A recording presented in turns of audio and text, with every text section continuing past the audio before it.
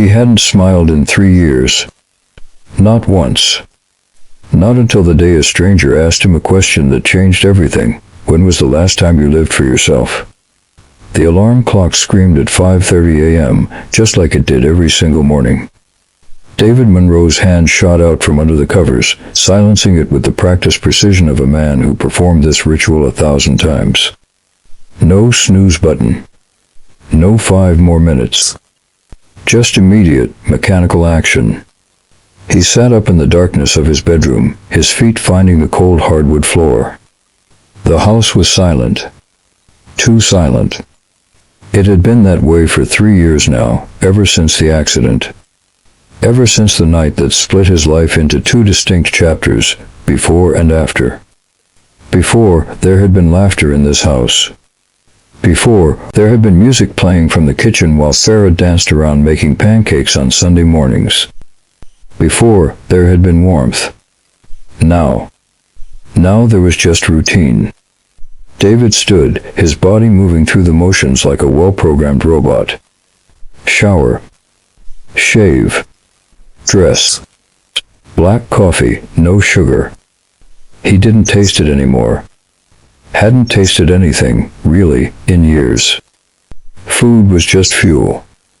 Coffee was just a necessary jolt to get through another day. By 6:16 a.m., he was standing outside his daughter Emma's bedroom door. He knocked softly, 3 gentle taps. "Emma, sweetheart.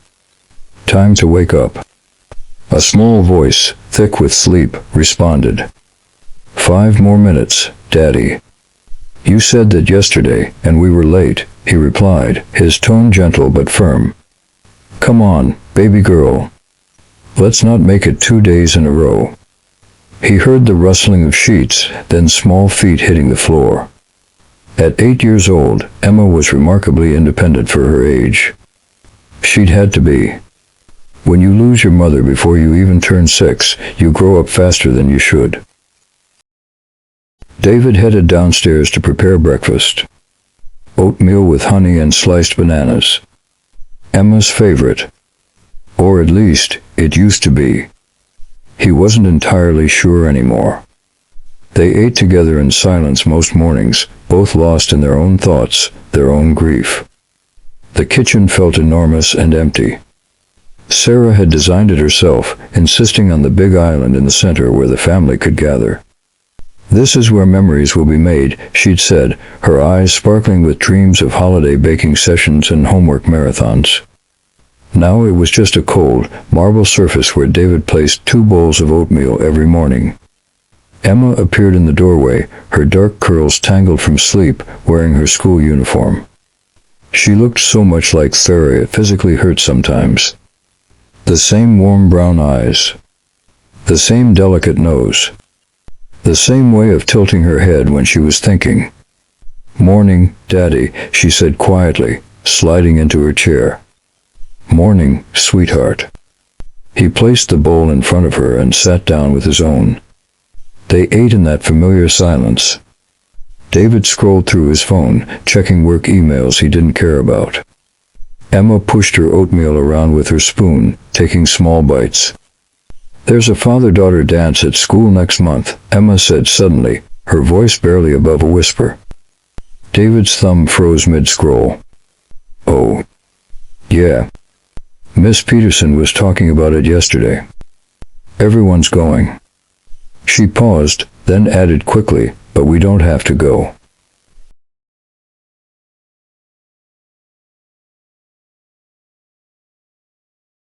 At 8 years old, his daughter was already making excuses for him, already protecting him from the things she thought might be too hard. "We'll go," he heard himself say. The words felt foreign in his mouth. When was the last time they'd done something together that wasn't just routine? "If you want to go, we'll go." Emma's head snapped up, her eyes wide with surprise. "Really? Really?" He forced something that might have resembled a smile. It felt strange on his face, like wearing a mask that didn't quite fit. For the first time in weeks, something like excitement flickered across Emma's features. "Okay. That would be nice, Daddy." The moment passed. They finished breakfast in silence, cleaned up in silence, and drove to Emma's school in silence. It was their language now, this quietness. It felt safer than words, which could lead to memories, which could lead to tears. David worked from home as a software consultant, a job that required minimal human interaction and maximum screen time. Perfect for a man who'd forgotten how to connect with the world. His days blurred together in an endless stream of video calls, coding sessions, and coffee refills.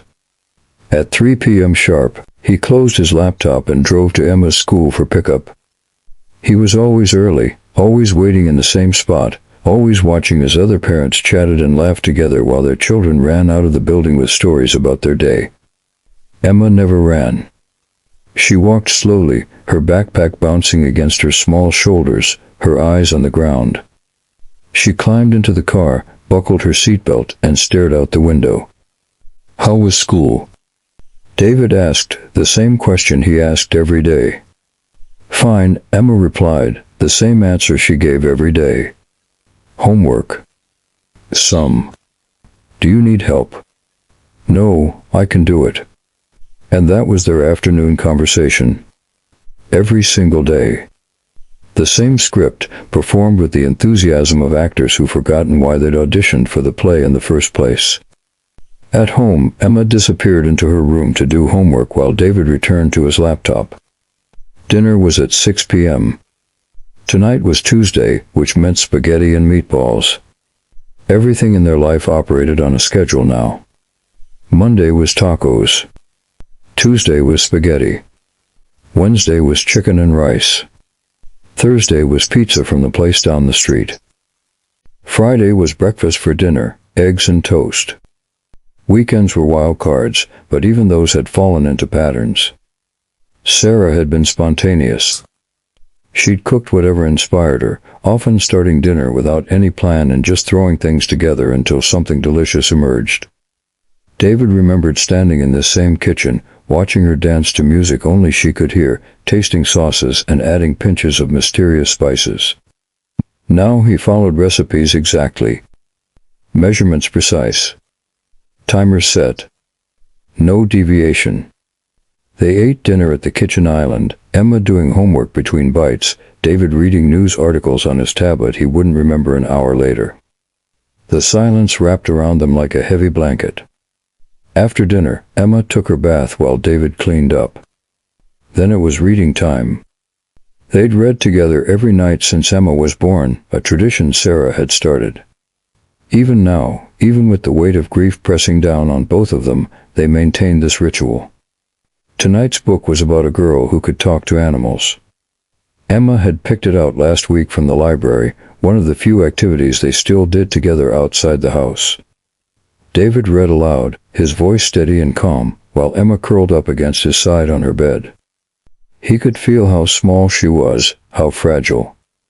8 years old and carrying the weight of a loss that would have crushed many adults. She was so brave. Braver than him. "Daddy."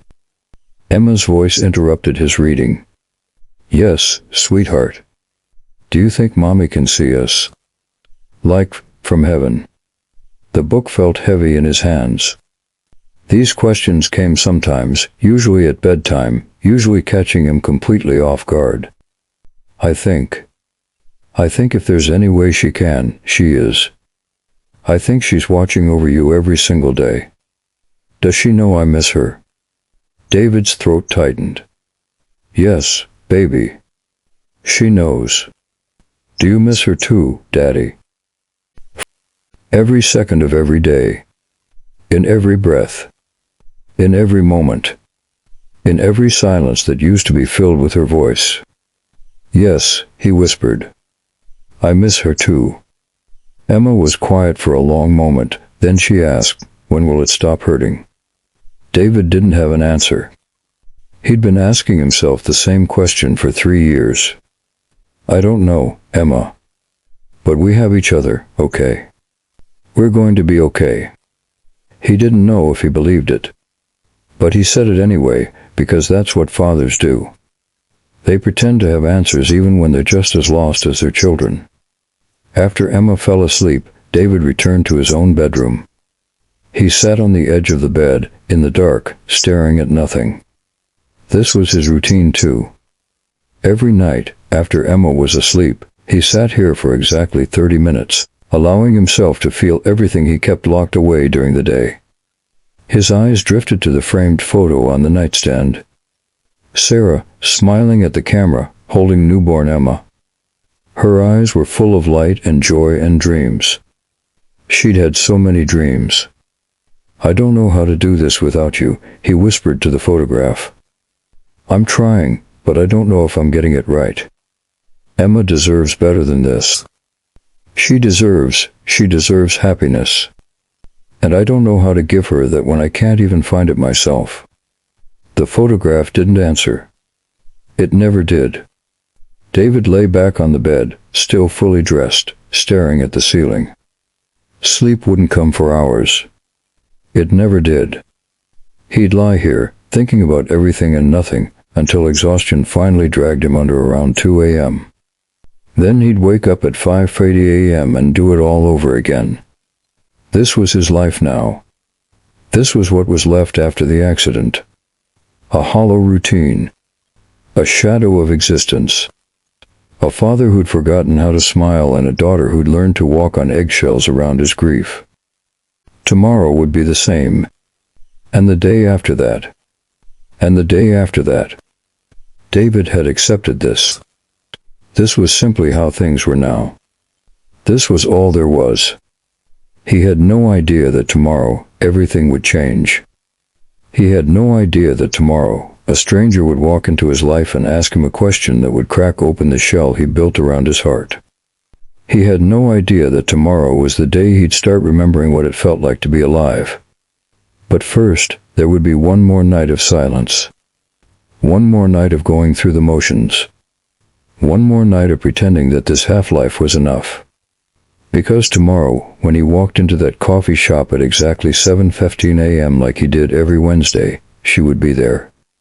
And nothing would ever be the same again. Discover what happens when two broken souls meet in the most unexpected way. Can't wait to see what happens next. Subscribe now so you don't miss Chapter 2. Trust me, you'll regret it if you do.